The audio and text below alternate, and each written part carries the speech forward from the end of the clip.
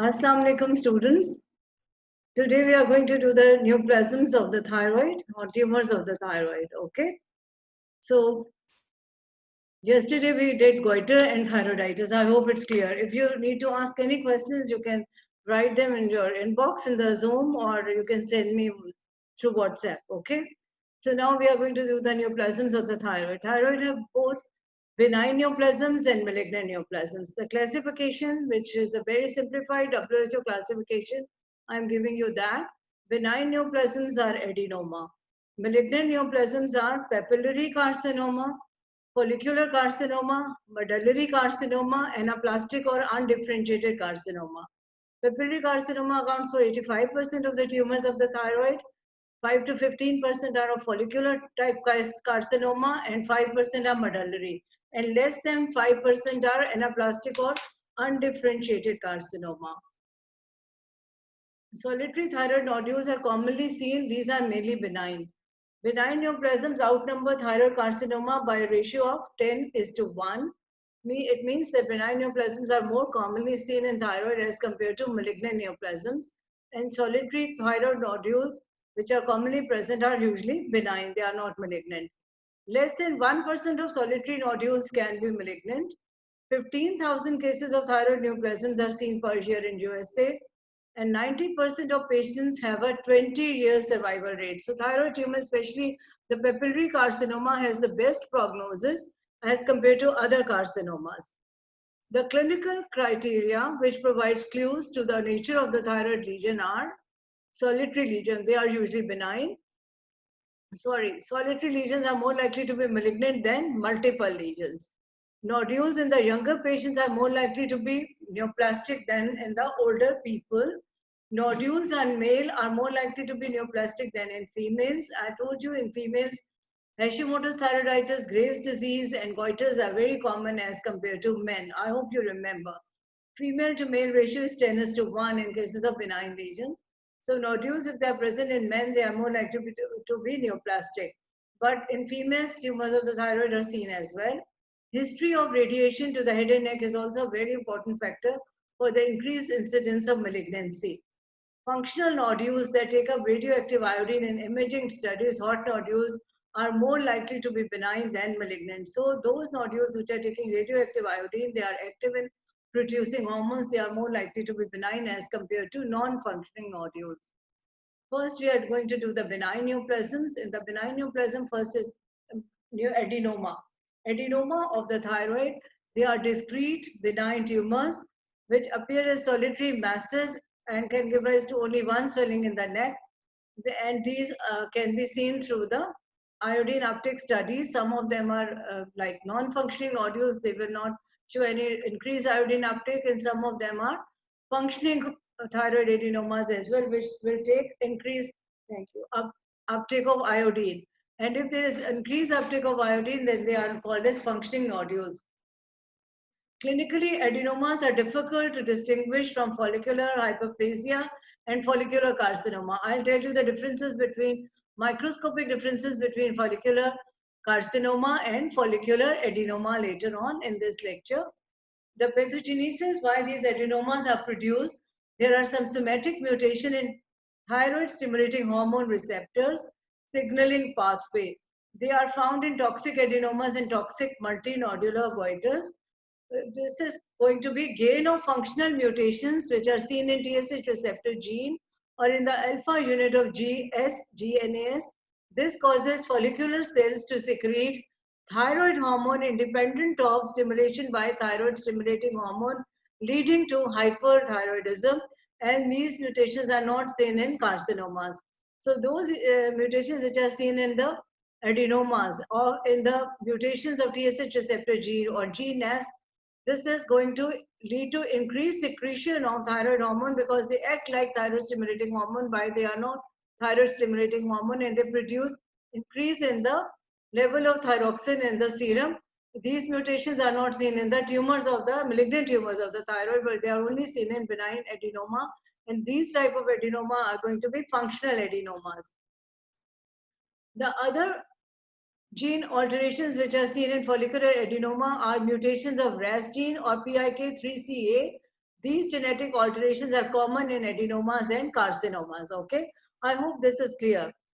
In the pathogenesis, TSH receptor signaling pathway is defective in adenoma, and this acts like a independent of TSH. They are going to secrete more of the hormone. They act like TSH, but they are not TSH. But the other thing, which is RAS mutation and PIK3CA mutations, they are shared both with carcinoma and adenomas. Okay. So next is the morphology. The gross appearance of these adenomas are typical adenomas are solitary. Solitary means they are only single. They are spherical, means round in appearance. They have a well-defined capsule. They are encapsulated lesions, and they are sharply demarcated from the rest of the thyroid by a well-defined capsule. So there is a sharp demarcation, means that they are sharply seen, that they are different as compared to the thyroid tissue. The average size of the adenoma can range from 3 centimeter to up to 10 centimeter in size. So I'll show you the gross appearance. So you can see this is the adenoma. This whole portion is an adenoma. You can see this is a well-defined capsule even seen in the gross appearance, and this is the rest of the thyroid, which appears very different from the adenoma. Okay. So this is the gross appearance of an adenoma. The cut section of adenoma is like that. They bulge from the cut surface and they compress the adjacent thyroid parenchyma around them. The color of these adenomas can range from gray-white to red-brown in color. Areas of hemorrhages and necrosis can be present. Fibrosis, calcification, and cystic change. These changes are more common in cases of multinodular goiter as compared to adenoma, but in large adenomas, areas of hemorrhage, necrosis, fibrosis, calcification, cystic change can be seen, but more common in multinodular goiter, as I told you yesterday. Microscopically, these adenomas are composed of well-formed follicles which are contain colloid, and the lining epithelial cells are regular in size and shape, and they are mostly cuboidal epithelial cells. Sometimes these cells acquire large bright eosinophilic cytoplasm, and this change is known as oxyphil change or Hurzel cell change. Hurzel cell change, I have already told you that it is present in case of Hashimoto's thyroiditis. So Hurzel cell change can be seen in case some adenomas in which there is also going to be acquiring of large cytoplasm, which is granular, and these cells are known as oxyphil Hurzel cell chain. Previously, in previous books, these were called Hurzel cell adenomas, but now we only call them adenoma with a Hurzel cell chain. Okay. The presence of well-defined capsule is seen encircling the tumor. It is the hallmark of the adenoma. A very nice fibrous tissue capsule surrounding all these follicles is the microscopic as well as gross hallmark of the adenoma. Okay. Careful evaluation and integrity of the capsule is very important to differentiate between an adenoma and a follicular carcinoma. Capsule is very well defined and it is not going to be invaded by any cells. But in case of follicular carcinoma, the most differentiating point is the capsule is disrupted and the follicles are seen outside the capsule, especially in a vessel which is present in the capsule. I am going to show you later when I do the follicular carcinoma. Adenomas, they do not demonstrate capsular vascular invasion, as I've told you. They do not show any extensive mitotic activity and they do not show high cellularity. But all these features are present in case of follicular carcinoma. So these are the differentiating point between an adenoma and a carcinoma. Okay, so I'll show you the microscopic appearance of an adenoma. You can see this is the follicular adenoma. You can see a well-defined capsule around it. This is a well-defined capsule. This is the compressed thyroid parenchyma and this is the normal thyroid parenchyma present. Okay, this is the microscopic appearance of follicular adenoma of the thyroid. Again, you can see well-defined follicles and an intact capsule. This pinkish fibrous tissue is an intact capsule which is present on top of these adenoma in these follicles. This is a photomicrograph showing adenoma and follicular carcinoma. In the adenoma, you can see the capsule is intact. Nodule shows microfollicle is sharply circumscribed by a capsule. No invasion into capsule or capsular blood vessel is present. But in follicular carcinoma, vascular invasion is seen. You can see this is a high bar given. This is the adenoma. Capsule is disrupted. These cells are present in the capsule, and you can say they are present in the vessel between the capsule. And this is the most important distinguishing point between an adenoma and a carcinoma when capsule is invaded. Okay. This is follicular adenoma. You can see nicely lined cuboidal epithelial cells, and the colloid material is seen within the follicular lumen. This is Hurthel cell chain. You can see large eosinophilic cells have been present here, and the cells nuclear morphology is slightly variable, but you can see nuclear cytoplasmic ratio is not altered. So this is Hurthel cell chain in the adenoma. I hope this microscopic picture is clear. The clinical features which this adenoma produce, they may present as unilateral painless masses during a physical examination, or large masses may cause pressure symptom. Pressure symptom I've told you yesterday as well. They can put pressure on the esophagus, they can put pressure in the trachea as well. And if there is pressure on the esophagus, that can lead difficulty in swallowing. Diagnosis is by ultrasound examination of this nodule, by fine needle aspiration cytology when we take out cells, and histology of the resected specimen, which is the tissue diagnosis, is also very important. Thyroid function tests are also done in these individuals. Most of these patients having adenoma have normal thyroid function tests. T3, T4, and TSH levels are normal, and these patients are also called in a euthyroid state. I told you what is hyperthyroidism, which is hypothyroidism, or what are euthyroid in the last lecture yesterday or day before yesterday. Prognosis. These adenomas, because they are benign, when they are removed, they have an excellent prognosis. They do not recur, they do not metastasize. I hope benign tumors of the thyroid are clear, which is an adenoma. Okay. Next, we are going to go into carcinoma of the thyroid. Carcinoma of the thyroid. As I've told you, the papillary carcinoma is more commonly seen in the thyroid in 85% of cases. Follicular carcinoma is seen in 5 to 15% of cases. Medullary carcinoma is only seen in 5%, and anaplastic carcinoma is seen in less than 5% of cases. So carcinoma of the thyroid glands are relatively uncommon, accounting for only 1.5% of all cancers. Thyroid cancers are seen more commonly in females in the early and middle adult life.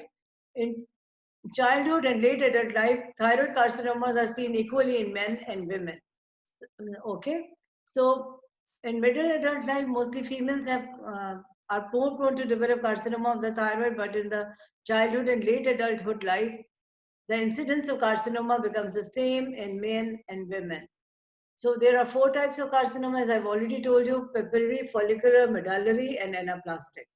So I'm going to explain pathogenesis of each carcinoma one by one, then their gross and microscopic features, and then I will tell you what is multiple endocrine neoplasia syndrome, MEN 2A and 2B and MEN 1 syndrome, okay? So carcinoma of the thyroid, pathogenesis. The genetic events which are involved in the pathogenesis are 4 major types of tumor. I'm going to describe one by one. Medullary carcinoma do not arise from follicular epithelium cells, and all other 3 types arise from follicular epithelial cells. Okay. So papillary carcinoma, follicular carcinoma, and anaplastic carcinoma arise from the follicular epithelial cells, while the medullary carcinoma arises from the C cells, which are calcitonin secreting cells. Okay.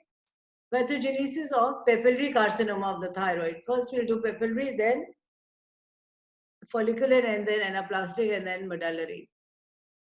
Most of the papillary carcinoma, they have functional or gain of functional mutations involving red proto-oncogene and NTRK1 receptor tyrosine kinase or BRAF mutations. As I've told you in the adenoma and carcinoma, adenoma has TSH receptor deficiency as well, mutations of the TSH receptor gene, which is not seen in carcinoma, but red oncogene mutations can be seen in both. So carcinoma has mutations of red proto-oncogene and NTRK1 receptor tyrosine kinase, or they have BRAF mutations. A novel fusion gene is formed. Novel fusion gene means that 2 genes combine to form 1 gene, which is red PTC gene, which are present in 20 to 40% of papillary thyroid carcinoma. So fusion gene you have seen as well in leukemias, and which is the BCL fusion gene. Here the red gene combines with PTC gene, which is papillary thyroid carcinoma gene, to form a fusion gene. This fusion gene is more commonly seen in papillary carcinoma due to radiation exposure. If the neck is exposed for radiation, especially in the early childhood, this fusion gene is formed, and this can lead to papillary carcinoma of the thyroid. I hope it is clear. The other mutations which I have said are NTRK1 mutations are present in 5 to 10% of papillary thyroid carcinomas. BRAF mutations are also present in 1/3 of papillary carcinomas. And when BRAF mutations are present, they have a poor prognosis. Metastasis and extrathyroid extensions are seen with the BRAF mutations. Pathogenesis of follicular carcinoma. Okay, so you have to remember in papillary carcinoma, mutations of red proto-oncogene, NTRK1 gene, and BRAF mutations. In the follicular carcinoma of the thyroid, acquired mutations can be present in RAS or PI3K AKT arm of receptor tyrosine kinase signaling pathway. So you can remember that there are mutations in RAS mutations and in the receptor tyrosine kinase signaling pathway. If you remember which arm, doesn't matter, okay? About 1/3 to half of follicular carcinoma bear these mutations. Loss of functional mutation of PTEN are also seen. RAS and PIK3CA mutations from benign follicular adenoma to follicular carcinoma and anaplastic carcinoma suggest a shared histogenesis and molecular evaluation among these follicular tumors. I explained this in the follicular adenoma as well, okay? So you are going to see RAS mutations, you are going to see receptor tyrosine kinase signaling pathway mutation, you are going to see PTEN mutation in follicular carcinoma of the thyroid. And this RAS and PIK3C mutations are seen both in adenoma and carcinoma, leading to anaplastic carcinoma. Next is the pathogenesis of anaplastic or undifferentiated carcinoma. These are highly malignant tumor. They are highly aggressive and lethal. Lethal means they can lead to death early. They arise on their own or they arise by dedifferentiation of well-differentiated papillary or follicular carcinoma. So they can arise as on their own, or they can be arising because of the dedifferentiation of well-differentiated follicular or papillary carcinoma.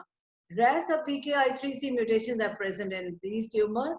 Inactivation of TP53 or activating mutation of beta-catenin are seen in anaplastic carcinoma only. There are additional mutations which are seen in anaplastic carcinoma, TP53 and beta-catenin mutations. Next is the pathogenesis of medullary carcinoma of the thyroid. Familial medullary thyroid carcinoma occurs in multiple endocrine neoplasia type 2 MEN2 syndrome. They are associated with germline RET mutations.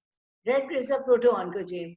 RET mutations are also seen in 1/2 of non-familial sporadic medullary thyroid carcinoma. Okay, so in the medullary carcinoma thyroid, which arises as a result of multiple endocrine neoplasia syndrome, which I am going to tell you in the end of the lecture, RET mutations are seen. But RET mutations can also be seen in non-familial or sporadic carcinoma in 50% of cases. Then there are environmental factors which can lead to medullary carcinoma, especially the ionizing radiation, especially in first 2 decades of life. That is when the children are small, from like 10 to 20 years of age. If they are exposed to ionizing radiation, they are more prone to develop thyroid carcinoma because of radiation. And this has marked increase in incidence of papillary carcinoma in children which were exposed to ionizing radiation in the Chernobyl nuclear disaster. That occurred in 1986 when the Chernobyl nuclear disaster occurred, and there is a radiation spread all over the area, and those children who were exposed to the radiation during that time, they developed papillary carcinoma of the thyroid because of exposure to ionizing radiation. Okay, dietary deficiency of iodine is also linked to a higher frequency with follicular carcinoma than with medullary carcinoma. So I hope this pathogenesis is clear. I've explained to you the pathogenesis one by one of papillary carcinoma, follicular carcinoma, anaplastic carcinoma, and medullary carcinoma. I hope all of this is clear. Next, we are going to go to the morphology individually of papillary, follicular, anaplastic, and medullary. Okay. So papillary carcinoma of the thyroid is the most important type and common type of thyroid carcinoma, and they have excellent prognosis as well. They account for up to 85% of primary thyroid malignancies, mostly seen in the ages of 25 to 50 years of age, especially in people which are previously exposed to ionizing radiation. I have just explained that as well. morphologically. On the gross appearance, the papillary carcinoma, they can be solitary or multifocal. Solitary means only one single nodule is present. Multifocal means that multiple nodules are present in the thyroid. Multiple nodules are especially seen in the cases of which are because of the familial origin, and because of the sporadic origin, they are mostly solitary carcinoma. Some tumors are circumscribed and even have a capsule, while others infiltrate the adjacent parenchyma and they have ill-defined margins. So tumors can present as solitary lesion which are well-defined having a capsule, or they can present as multiple lesion as well. Or some tumors do not have any capsule and they are invading the adjacent structures. The cut section of these tumors, small papillary foci can be seen on the cut section as well. Calcification and cyst formation can also be present, which can be seen grossly. This is the gross appearance of the papillary carcinoma of the thyroid. You can see the well-developed papillary carcinoma thyroid in the gross appearance. The rest of the thyroid tissue is shown normally brownish in color, while you can see brownish areas mixed with whitish areas, and you can see a well-defined capsule around it. Okay, but this area does not show a well-defined capsule. This is the same tumor, but in the cut section. Microscopically, they are composed of papillae. These are branching papillae which have a fibrovascular core. I told you what are pseudopapillae. Pseudopapillae do not have a fibrovascular core, which are seen in the cases of Graves' disease. In cases of papillary carcinoma of the thyroid, they are branching papillae. They have a well-developed fibrous core. They are covered by single to multi-layer cuboidal epithelium. The cells, they range from uniform, well-differentiated cuboidal cells to tall columnar anaplastic-looking cells, showing considerable variation in cell and nuclear morphology. The nuclear morphology is very characteristic in case of papillary carcinoma. These nuclei, they contain finely dispersed chromatin, which gives them, these nuclei are owl-eye appearance or ground glass appearance, or we also call them an orphan any eye nuclei. So the nuclei, they have dispersed chromatin, which gives them an optically clear or empty appearance. Because of the empty appearance, they can be called owl-eyed nuclei, ground glass appearance of nuclei, or orphan any nuclei. I'm going to show you in microscopy. Invagination of the cytoplasm gives rise to appearance of intranuclear inclusion, which are pseudo-inclusions or intranuclear grooves. Okay, so this is the microscopic appearance of a papillary carcinoma of the thyroid.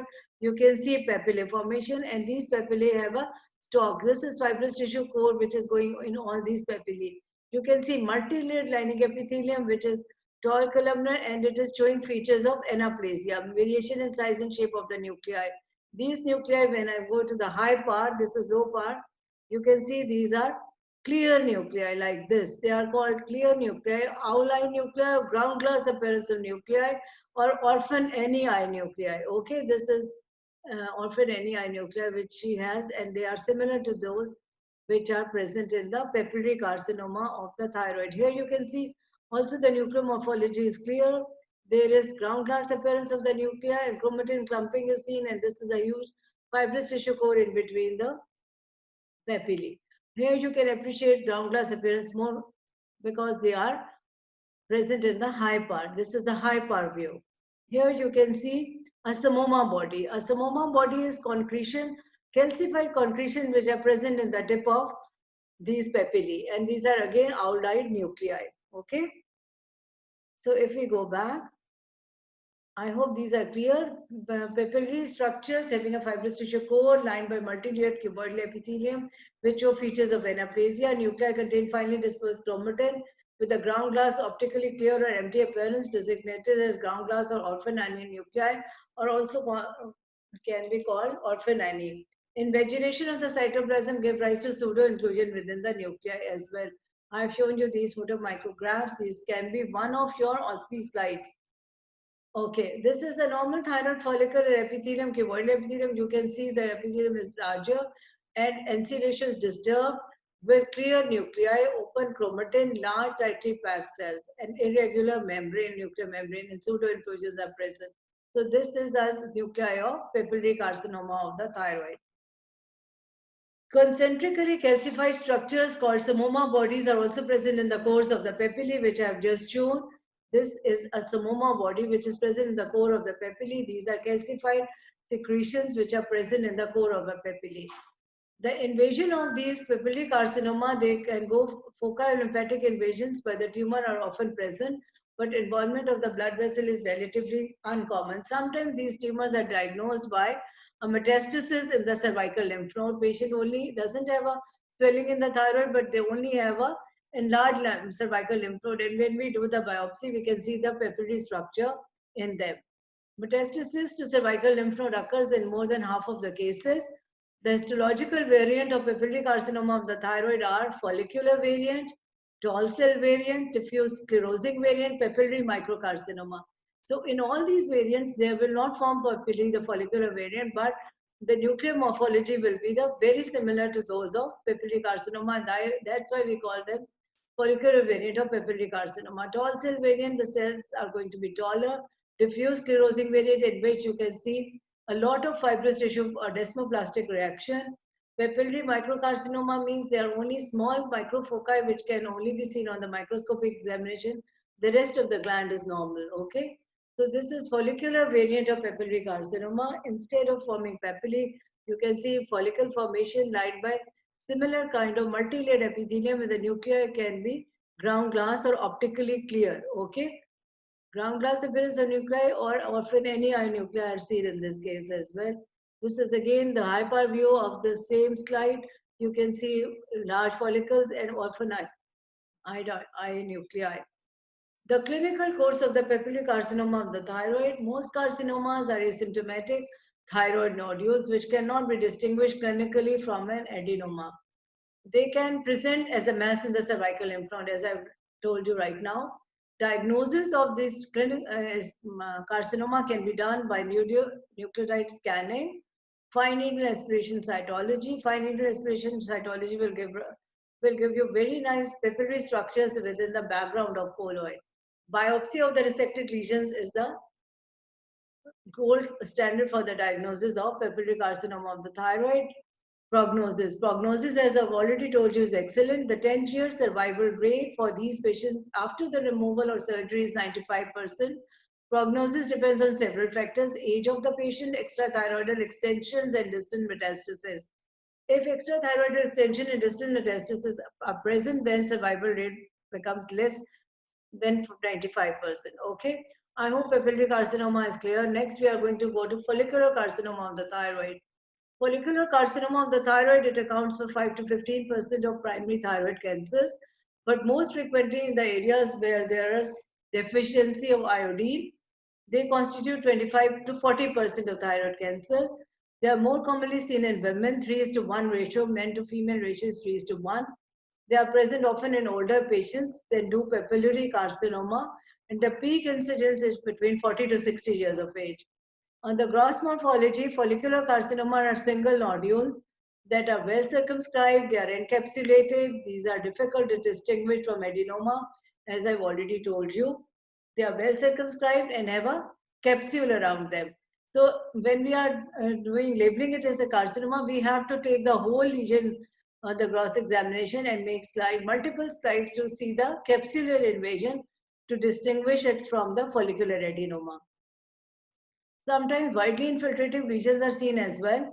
Lesions may penetrate the capsule and infiltrate well beyond the thyroid capsule into the adjacent structures. So this is the gross appearance of follicular adenoma. You can, follicular carcinoma. You can see this is a larger than adenoma, and you can see the capsule is present, but it is not that well developed capsule as you have seen in case of gross appearance of an adenoma. So this is follicular carcinoma microscopic appearance. This is all the follicle. This is a thick capsule present. This capsule will be invaded somewhere with the invasion. So here you can see the capsule is ruptured and few cells can be seen here and there. This is the low power view. This will be more clear in the high power view. So gross morphology on cut surface, these are gray to tan translucent masses due to large colloid filled follicles. Foci fibrosis and calcifications are sometimes seen as well. Okay, this is the gross morphology. Microscopically, most thyroid carcinomas are composed of uniform cells forming small follicles containing colloid. In less differentiated tumors, nests and sheets of cells are seen without colloid. Some tumors, they have abundant granular eosinophilic cytoplasm, so they will be called Hürthle cell chain or oncocytic variant of follicular carcinoma. Capsular invasion and invasion of a blood vessel within the capsule is the distinguishing feature between follicular carcinoma and adenoma. Sometimes an examiner can ask you, how will you differentiate between a follicular carcinoma and an adenoma? You are going to say that invasion of the capsule by follicles and by a blood vessel within the capsule are the two criteria to distinguish follicular adenoma from follicular carcinoma. In adenoma, the capsule is not invaded, in carcinoma it is invaded. Widely invasive follicular carcinoma have solid or trabecular pattern and they have increased mitotic activity as well. So here you can see follicular adenoma is present and it is invading the capsule, okay, and it is also reaching beyond the capsule. Here you can see this is the blood vessel within the capsule and this is follicular carcinoma. You can see all carcinoma cells present within the blood vessel within the capsule. So this is called follicular thyroid cancer with angio invasion. This is the most important criteria to distinguish between a follicular carcinoma and adenoma. The clinical course of this tumor, they present as slowly enlarging paleness nodules, appears cold on scintigrams, some appear as warm nodule as well. Regional lymph nodes are rarely involved, but vascular invasion is quite common in them. Follicular carcinoma mostly spread through the vascular invasion as compared to lymph node. Prognosis depends on the extent of invasion at the time of diagnosis and the stage of presentation. Widely invasive follicular carcinoma has a 50% survival rate for 10 years, and the minimal invasive follicular carcinoma have a better prognosis of 90% survival rate for 10 years. The treatment of these tumors is resection, radioactive iodine administration, and then we have to give thyroid replacement to suppress the thyroid stimulating hormone to these patients. Serum thyroglobulin levels are used for monitoring the tumor recurrence. Serum thyroglobulin levels are very important to monitor the recurrence of the tumor. If the tumor is recurred, then thyroglobulin serum levels are going to be high. Next is the anaplastic carcinoma. Anaplastic or undifferentiated carcinoma of the thyroid are undifferentiated tumors of thyroid follicular epithelium. Less than 5% of thyroid tumors are of this anaplastic variety. The mean age is an older age, up to 65 years. 1/4 of these patients, they have previous history of well-differentiated carcinomas, and another quarter harbors well-differentiated tumors. So it means that some people had a well-differentiated tumor earlier, and some people have another well-differentiated tumor along with anaplastic carcinoma at the same time. Morphologically, they are very huge, bulky masses which distort the shape of the gland. Microscopically, they are composed of highly anaplastic cells with large pleomorphic giant cells, spindle cells having a sarcomatous appearance, and mixed sarcomatous in giant cells. Tumor cells express epithelial markers like cytokeratin, but thyroglobulin markers are absent. So if you do, I haven't put any gross picture, they are very huge masses. They have areas of necrosis and hemorrhage as well. And sometimes they have a solid appearance because of sarcomatous component. Microscopically, they are composed of highly anaplastic cells. So I can show you here, microscopic appearance, they are highly anaplastic cells. You can see sheets and sheets of cells, and these are tumor giant cells which are present as well. A tumor giant cells will have multiple nuclei, and these nuclei will also show variation in size and shape from each other. So you can see all these tumor cells, they show variation in size and shape, opened up chromatin pattern, and this is a tumor giant cells which contain these anaplastic nuclei as well. This is anaplastic carcinoma. You can see many type of variety. This is a sarcomatoid pattern. It means there are more of the fibrous tissue element type also occur because they have become elongated, and this is also anaplastic carcinoma of the thyroid. The clinical features. These patients present as large, advancing, bulky neck masses, and disease has already spread beyond the thyroid at the time of diagnosis. They are very aggressive tumor and usually fatal within 1 year. These patients, because of the pressure symptoms, they will develop dyspnea, dysphagia, hoarseness, and cough. They are common pressure symptoms which are seen in these patients. Metastasis to distant lymph nodes is common. Okay. Next is the medullary carcinoma of the thyroid. Medullary carcinoma of the thyroid are neuroendocrine neoplasms derived from the parafollicular C cells, which account for 5% of carcinoma. While papillary carcinoma, follicular thyroid carcinoma, and anaplastic carcinoma arise from follicular epithelial cells, but medullary carcinoma arise from parafollicular C cells and accounts for 5% of carcinomas. Carcinoma cells produce calcitonin. Calcitonin, you know, is an enzyme which regulates the serum calcium level. It decreases. The serum calcium level is monitored by calcitonin levels. Its measurements play an important role in the diagnosis and post-operative follow-up. So calcitonin will be like a tumor marker for them. If it is increased, then there is a recurrence of medullary carcinoma. Tumor cells sometimes also produce serotonin, ACTH, adrenocorticotropic hormone, and VIP vasoactive intestinal peptide. Okay. Medullary carcinoma is a part of MEN type 2 syndrome or type 2 syndrome or 2A or 2B. So 70% of these tumors occur sporadically, means they have no family history, but the rest have a family history and they arise as a multiple endocrine neoplasia syndrome type 2A or 2B or familial medullary thyroid carcinoma, FMTC. Okay. Familial tumors occur in younger age group and sporadic tumors occur in older age group between 40 to 50 years of age. On the gross appearance, these medullary carcinoma, sporadic medullary carcinoma present as solitary nodule in contrast to bilaterality and multicentricity, which is seen in familial carcinoma. So if a patient is having a medullary carcinoma, it can appear as one nodule. But in cases of those people who have a family history of medullary carcinoma, they present as multiple bilateral carcinoma of the thyroid. Larger lesion contain areas of hemorrhage and necrosis and may extend outside the thyroid capsule as well. Microscopically, medullary carcinoma are composed of polygonal to spindle-shaped cells which may form nests, trabeculae, or even follicles. Small anaplastic cells are predominant cell type in some tumors. Amyloid deposition, that is pinkish acellular material, is also seen within the medullary carcinoma, and this amyloid is derived from calcitonin polypeptide. They are present within the stroma of these medullary carcinoma. So this is gross appearance of a medullary carcinoma, thyroid, large, bulky masses, multiple in cases of familial carcinoma. In the microscopic appearance, I've told you calcitonin can be demonstrated by immunohistochemical stain. And microscopic appearance, I've told you that they can form spindle shape, they can be polygonal shape, or they can form trabeculae or follicles. And they are small anaplastic cells are also present. Calcitonin can be demonstrated microscopically by immunohistochemical method in the cytoplasm of these cells. Electron microscopically, they reveal membrane-bound electron-dense granules within the cytoplasm of neoplastic cells. C-cell hyperplasia is also present in the vicinity of these medullary familial carcinomas.